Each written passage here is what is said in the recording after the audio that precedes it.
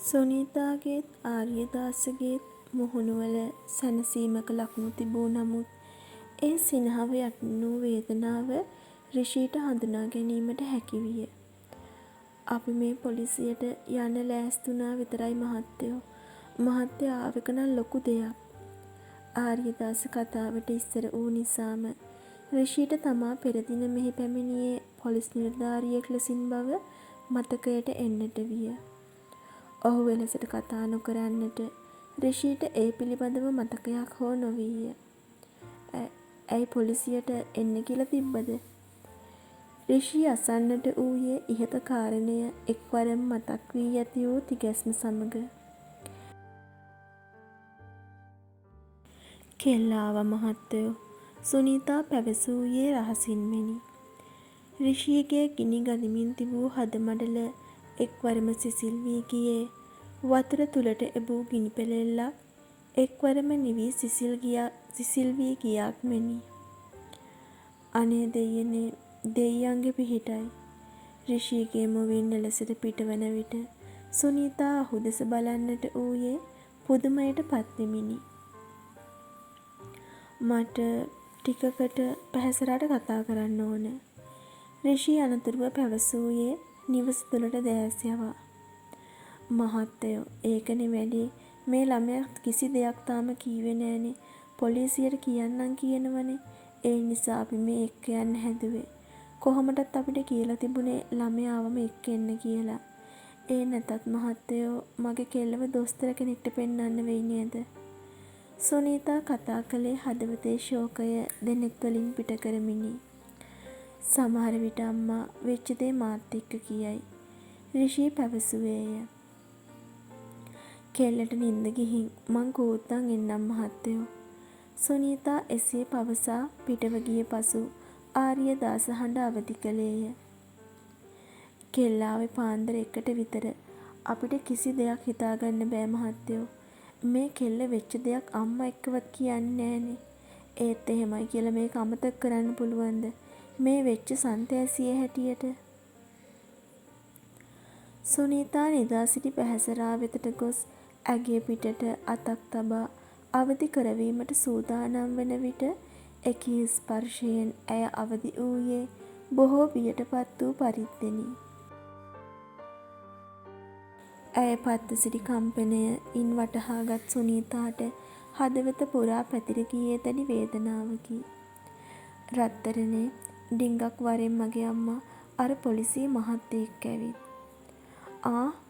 බියරැඳි මුහුණින් මව දෙස බලා පැහැසරා හඬ අවදි කළේ බැරැන්ඩි වූ හඬකිනි. මේ දේවල් ඒ මහත්තයට කියපන් දෙයියෝ. අපිට කියන්න බැරි හැමදේම කියපන්. කිසි දෙයක් හංගන්නේ නැතුව කියපන් රත්තරනේ. කතා කරන්නට වූ වචනයක් පාසා දියණියගේ විසිරී ඇති හිසකේ අතින් සකසමින් සුනීතා පැවසීය. ජීවිතයේ කිසි දිනක මුහුණ දීමට බලාපොරොත්තු නොවූ සිද්ධීන් දාමයකට මුහුණ දී සිටි පැහැසරා සිටින්නේ දැඩි කම්පනයකිනි.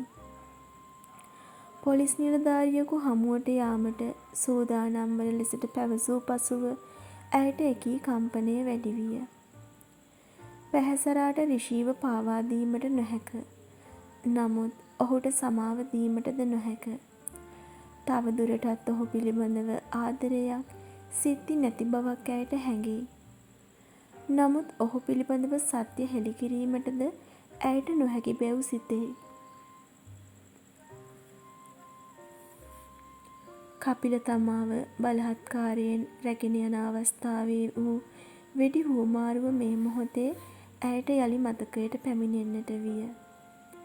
ඇගේ දෑස් ඉදිරියේ වෙඩි උණ්ඩයට බිලි වූ දේව් වැටුණ ආකාරයද ඇයට මැවී පෙනෙන්නට විය. කපිලගේ හා ඔහුගේ සගයන් අතරට පැන දේව් සූදානම් වූයේ තමාව මුදවා ගැනීමට බව පැහැසරා දුටුවද කපිල පැවසූ කාරණා නිසාම එය එසේ නොවූ බව ඇය තම සිතට ඒත්තු ගැන්වීය. එනිසාම ඇයට දේව් කෙරෙහි ඇති වී තිබූ ශෝකය අතුරුදහන්ව තිබිණ. තමා රිෂී පිළිබඳව සත්‍ය පැවසිය යුතුද නැතිද යන්න තවදුරටත් සිතමින් පැහැසරා යහන මතටම වී සිටියාය. මායි තාත්තා යහකට යන්නම්. උඹ හිත නිදහසීමේ හැමදේම කියපන්.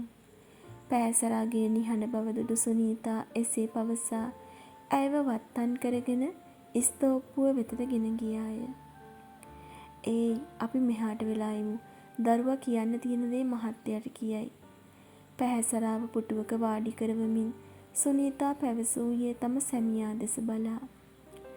රිෂීගේ දෑස් කඳුලින් තෙත්වීමට පැහැසරා නිරුපද්‍රිතව සිටිනු දැකීමම ප්‍රමාණවත් විය. ඇය පැවසූ ආදරයට තමාද එකඟ බව පවසා ඇයව තුරුළු කර ගන්න යැයි රිෂීගේ සිත පැවසූවද ආර්යදාස හා සුනීතා ඉදිරියේ තවදුරටත් පොලිස් නිලධාරියාගේ චරිතය රඟ දැක්විය යුතු නිසා ඔහු ඉවසා සිටියේය. හැමදේම කියපන් රත්තරනේ, මේ මහත්තුරු තමා අපිට දෙව්වරු වගේ පිහිටට හිටියේ. තවමත් හිස ඔසවා කිසිවෙකුත් දෙස නොබැලූ පැහැසරාහට සුනීතා පැවසීය. පැහැසරා මේ මොහොතේ සිතන්නට වූයේ දෙවියෙක් ලෙසින් සිටියේ තම ආත්ම ශක්තියත් දෛවයත් නොවේදැයි කියා. මාර්ගයෙහි දමා ගිය ඇය යළි නිවසට පැමිණියේ සිත්ති වූ දැඩි ආත්ම ශක්තිය නිසාය. ඇයට දෙවියෙකු මෙන් පිහිට වූයේ තරු හෝ පටි පැළඳ නොසිටි බස් කොන්දොස්තරවරයෙකි. ඇයව පැහැරගෙන ගොස් දින 4ක් ගෙවී කියද පොලිසියට කිසිවක් සොයා ගැනීමටද හැකි වූයේ නැත. එනිසාම තම මව පොලිස් නිලධාරීන් දෙවියන් ලෙසින් හැඳින්වීම කෙතරම් දුරට සාධාරණ දැයි කියා ඇය සිතන්නට විය. තම මව පියා ඉවත් වනතුරු බලා සිටි පැහැසරා තවදුරටත් මුහුණ බිමට කරගෙන දෙසවන් පමණක් යොමු කරගෙන සිටියාය. බෝනික්කි රිෂී තම හඬ අවදි කළා පමණි. ඔහුටද සිතාගත නොහැකි පරිද්දෙන් පැහැසරා හිස ඔසවා ඔහු දෙස බැලීය. ඇගේ දෑස් තුළ වූ හැඟීම ඔහු මීට පෙර කිසි දිනක දැක නැත. රිෂී පැහැසරා දෙස බලන්නට වූයේ ආදරය පිරි දෑස්වලිනි. ඔහු එකී ආදරයේ කිමිදී සිටි නිසාවෙන් පැහැසරාගේ හැඟීමෙහි වූ කෝපයත් වෛරයත් හඳුනාගත නොහැකි විය. මම්මගේ බෝනික් රිෂීට පැවසීමට හැකි වූයේ එපමණකි. අපිට පව් නොදී නඹු පිටින් බැහැපන් මිනිහෝ එළියට. කෑගසා පැවසීමට අවශ්‍ය නමුත් පැහැසරා දත් කමින් සෙමින් මුමුණා කෝපය පිට කළාය. ඇයට කුමක් වීදැයි සිතාගත නොහැකිව රිෂී ඈ දෙස බලා සිටින්නට වූයේ පුදුමයට පත්වී.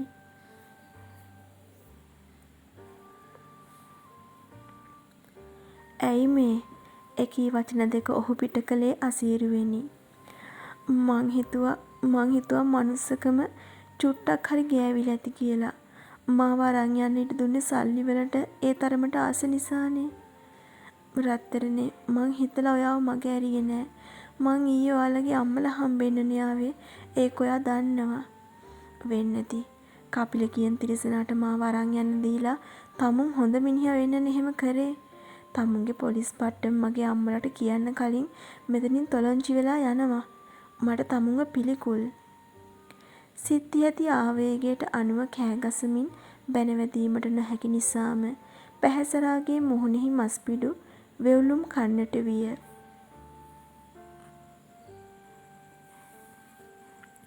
යකෝ උඹ හැම දේම වැරදියට තේරුම් අරන් තියෙන්නේ. මං එහෙම කරා නම් මම දේව බිල්ලට දීලා යනවද? ඇගේ චෝදනාව දරාගත නොහැකිව සිත්ති ඇති වූ වේදනාවෙන් මිරිකෙමින් රිෂී පැවසූයේ දෑස් තුළ කඳුළු පුරවාගෙන.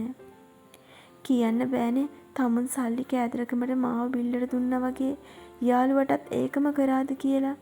ඒ කොහොම වුණත් මට කවුරු මැරුණත් කිසි දුකක් නෑ. එකදු කඳුලක් හෝ නොසලා ඇය පැවසූයේ ගල් වූ සිතක් හිමි තරුණියක ලෙසිනි. ඇගේ ඒ චෝදනාව තවදුරටත් ඉවසා සිටීමට රිෂීට නොහැක. ඒ ඔහු ඇයට හෝ දේව්ට එවැන්නක් කිරීමට සිහිනකින් හෝ නොසිතා සිටි නිසා. හිඳ උන් පුටුවෙන් නැගී සිටි රිෂී ඇය වෙතට නැඹුරු වූයේ ඇයව හිඳ උන් පුටුවට සිරවන පරිද්දිනි. මං මැරයෙක් හොරෙක් ඇත්ත. ඒත් මං ඔබව රැවට්ටුවේ නෑ. මං ඊයේ මෙහෙ ආවේ උඹ වෙනුවෙන්. ආවා මදිවට මගේ අම්මලව රැවට්ටුවා. පැහැසරා වචන පිට කළේ ඔහු දෙස ඍජුව බලා. උඹට තේරුම් කරලා වැඩක් නෑ. හැබැයි එකක්. මම උඹට අත තියපු මගේ දේවෝ මරපු කපිලව ඉතුරු කරන්නේ නෑ. එදාට මගේ සෝනු තනි වෙයි. ඒත් මං ඒක කරනවා. උඹ එදාට තේරුම් ගනී මම ගැන. මම මැරෙක් නම් උඹ වැඩක් නෑ කියලා. යැයි පැවසූ රිෂි වේගයෙන් තම යතුරු පැදිය වෙතට යන්නට විය. සෝනු තමාට ආගන්තුක එකී නම සෙමෙන් මුණමින් පැහැසරා රිෂි දෙස බලා සිටියද ඇය වෙතට එකදු බැල්මක් හෝ නොහෙලා ඔහු පිටව ගියේය.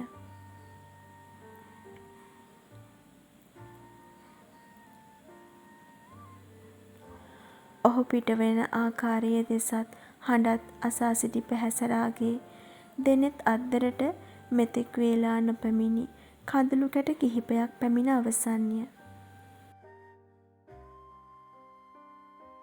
යතුරුපැදියේ හඬ ඇසී සුනීතා පැහැසරා වෙතට පැමිණියේ ඉක්මන් ගමනිනි. මහත්තයා ගියාද? ඇය විමසූයේ පුදුමයෙනි. ඒ මහත්තයා මීට කලින් මෙහි ආවද අම්මා? පැහැසරා විමසන්නට විය. ඇයි මහත්තයා ගියේ? මොනාද කීවේ? දියණිය විමසූ පැනයට පිළිතුරු නොදී සුනීතා යලිත් විමසීය. ඕනේ කරන දේවල් අහගත්තනේ. ඇය පැවසූයේ සෙමිනි.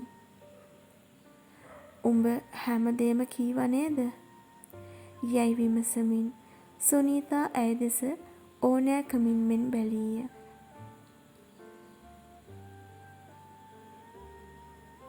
අම්මා, ඒ මහත්තයා මීට කලින් මෙහි ඇවිත් තියෙනවද? පැහැසරාට අවශ්‍ය වූයේ රිෂි සැබෑවටම මෙහි ආවාදැයි කියා දැනගැනීමට. ඔව් රත්තරනේ, ඊයේ ආවොයි මහත්තයා.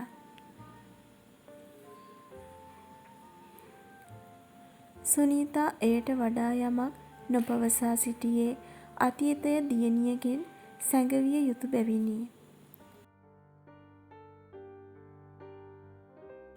අපේ අපි හිතේ ගින්දරෙන් ජීවත් වෙච්ච තරම් අපිට ජීවත් වෙන්න මෙච්චර කල් හරි පුංචි බලාපොරොත්තුවක් උනේ උඹ ගැන ලැබුණ ආරංචිය විතරයි පුතේ. එහෙම නැත්තම් මෙලහකටත් මට කලින් තාත්තා නැති වෙලා. ආරංචිය? පැහැසරා තම මව දෙස බලා ප්‍රශ්න කළාය. ඔව්, පට්ටලේ හන්දියේ කඩේට කවුද පිරිමි කෙනෙක් කියලා තිබුණා උඹ හොඳින් කියලා. ඇත්තටම කෙල්ලේ ඒ පණිවිඩය එව්වේ උඹද? නැත්තම් කඩේ ටෙලිෆෝන් නම්බරේ කොහොම දැනගන්නද? සුනීතා කතා කළේ එය තමාට පැටලිලි සහගත බව අඟවමිනි. මට දැන්වත් ඇත්ත කියපන් රත්තරනේ. උඹට මොකද වුනේ කියලා. පැහැසරාගෙන් පිළිතුරක් නොමැති තැන ඇය අසලින් වාඩි වී සුනීතා විමසන්නට විය. පැහැසරාගේ සිත්ති ගින්දර වැඩි වූයේ මව විසින් පැවසූ කාරණා හේතුවෙනි. තමාට පොරොන්දු වූ ලෙසින්ම රිෂි පණිවිඩය ලබා දී ඇති බව ඇයට පැහැදිලිය. නමුත් කපිල පැවසූ සියල්ල සත්‍ය බව සිතීමට ඇගේ සිත ඇයට බල කරන්නට විය. එමෙන්ම ඇයට ආගන්තුක වූ සෝනු යන නම හේතුවෙන් ඇගේ සිත පුරා විසිර තිබුණේ දැඩි ඊර්ෂ්‍යාවකි. එහෙනම් මගේ ආදරයට පයින් ගැහුවේ ඒකයි. සෝනු යනු රිෂිගේ පෙම්වතිය බවට සිතා ඇය එලෙසට තනිව සිතන්නට විය. දැන් අපි මොකද කරන්නේ රත්තරනේ? විමසූ කිසිවකට පැහැසරා නිසි අයුරින් පිළිතුරු නොදුන් නිසා සුනීතා යලිත් විමසීය. අපි පොලිසියට යමු. එක්වරම ගත් තීරණයක් ලෙසින් පැහැසරා කතා කළේ දැඩි බවකිනි. දැන් ඒ මහත්තයා ආවනේ, ආයෙත් එන්න කියලා කීවද? මට තව කතාවක් තියෙනවා කියන්න පොලිසියට. ඒක ඒ මහත්තයාට කියලා හරියන්නේ නැහැ. යයි පැවසූ පැහැසරා තම මව දෙස ඍජුව බැලීය.